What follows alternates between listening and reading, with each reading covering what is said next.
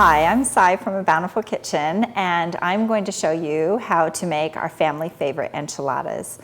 I want to go over the ingredient list first so that you can make sure that you have everything together. It's really important that you have everything together before you start cooking. That's one of the biggest helps that you can give yourself, is to make sure that you have all of your ingredients ready to go.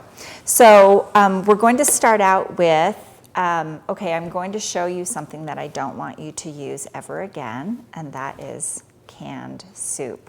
So I know a lot of recipes call for canned cream of chicken soup, and I'm going to show you today how to make a chicken enchilada recipe that is going to taste so much better than one made with a soup can.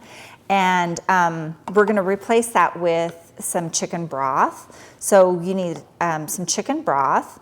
And I always look for chicken broth that is MSG free. So I don't buy the no salt, but I do look for one that is made without MSG. Sour cream, you can use light or regular sour cream.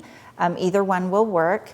With the tortillas, you want to make sure that you're using a tortilla that is, I try to look through the package and make sure that I'm not buying a tortilla that's too thick. Don't ever buy a thick tortilla for chicken enchiladas, because it'll kind of overpower the flavor of the enchilada if you've got too much tortilla.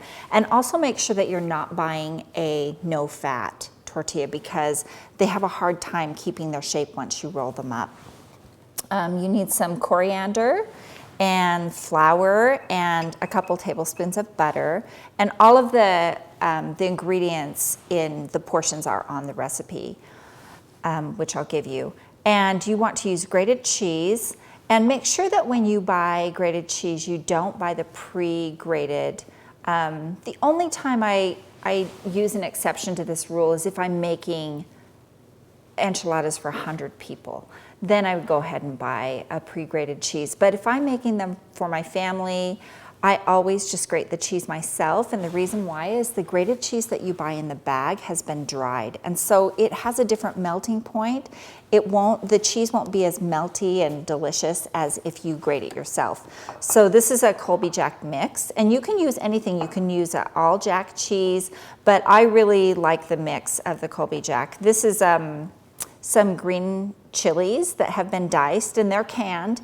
So a can of green chilies, and you'll need salt and pepper and some chicken breasts. I try to buy breasts that are already trimmed up, so you're not doing a lot of trimming either before or after. I just try to buy the ones that are already ready to go.